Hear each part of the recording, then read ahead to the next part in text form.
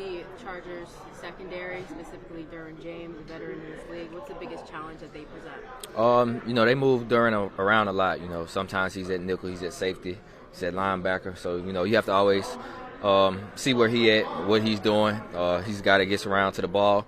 And then they just, they rally to the ball well. They have the guys on the outside that are pretty good. They can get to the quarterback and things like that. And you have to go out there and execute and just know where 3 is at all times. What's it feel like inside the locker room? Obviously, the outside talk can be loud, but what's the feel as you head into a new week, coming off those two, but obviously hoping to get better? Feel like I feel every week.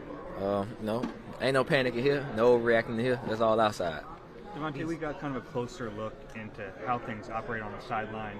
There's a miscommunication between you and a quarterback. Is that a pretty common occurrence that when a play doesn't go the way one person or the other expected? Yeah, that's how you make adjustments. You can't just go to the sideline and not discuss what happened. So that's part of us making an adjustment on what we wanted and, kind of corrected it after that. How much does that happen during the course of a week, too, when you guys are trying to get on the same page? It happens probably a lot early in the week. You putting the new game plan in. You getting out there trying to get the reps against the different looks. And, sometimes, you get a look that you didn't necessarily see. You probably didn't have time to get that look in practice, and another day you get it. It happens a lot, but that's part of practice. That's what practice is for you to go out there to get the feel of it and things like that. These past 2 weeks, you got banged up in the games. How are you feeling right now? Blessed. Those unscouted looks, Nick, KP have talked about them a lot this year, but have they been more prevalent this year from your perspective? Every game you're going to have unscouted looks. Nobody's going to come out there and, play the same thing that they were playing weeks before. Nobody's going to go out there and play you the same way they play other teams. So you're going to have unscouted looks every game. Now you have to be able to adjust to it. In the first one they might get you because, you never expected it. But once you kind of get a feel of what they're doing on certain downs and things like that, we have to be able to adjust to it. How much do you have to be cognizant of where Derwin James is in terms of what they do defensively? He moves around a lot, it seems like. Yeah, you got a lot because, for us receiver-wise, depending on what personnel they have in the game, certain things change for us. And, sometimes he's at linebacker, so we may be thinking like he's the nickel or something like that, but he's actually the linebacker, and, it has nothing to do with us. So you have to be, cautious of, where he's at and things like that and know what personnel they're in. We haven't spoken to you since before the Dallas game. That catch down the sideline there, is that in your top rankings now? I don't know. I feel like that was just kind of normal catch, kind of, yeah.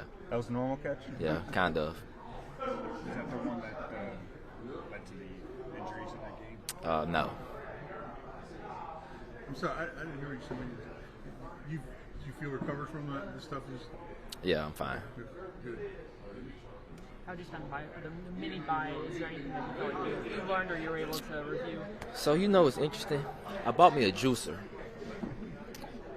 and I've been squeezing oranges, apples, and pineapples for the past 4 days. And let me tell you something. It's amazing. The best orange and apple juice I've ever had was when I squeezed my own. So, that's what I've been doing since, the Black Friday game, squeezing fruit. What's your favorite? The apple juice by far. You combine anything? No. Nick asked me that earlier, and I think I'm going to go home and do it today. So we're going to see how they go. What are you going to combine? The orange and the apple. Yeah. Do you have your own Jordan? Nah. I ain't going that far. Are you surprised how little juice you get out of one orange? So, honestly, the orange, I get a good little bit. It's the apples. You got to buy like 100 apples just to fill up a jar, but it's worth it. What kind of juicer is it? Like an automatic or? Nah, I do it by myself.